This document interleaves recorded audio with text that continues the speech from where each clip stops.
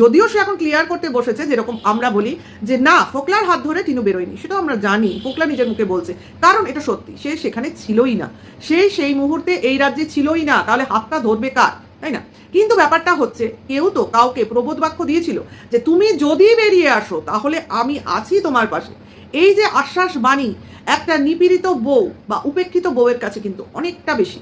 অর্থাৎ সে জানছে বা বুঝছে, না আমি এখান থেকে বেরিয়ে গেলেও এমন একজন মানুষকে আমি আমার পাশে পাবো যে কিনা আমার টেক কেয়ার করবে। বুঝতে পারছো? এগুলো হচ্ছে এক ধরনের চিটিংবাজি বিজনেস।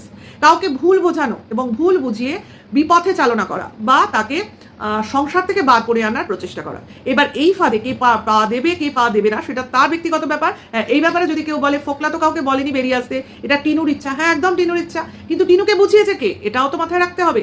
আজকে টিনুকে যদি ফোকলা এই আশ্বাসবাণী না দিত তাহলে কি টিনু বেরোতো? তোমাদের কি মনে হয়?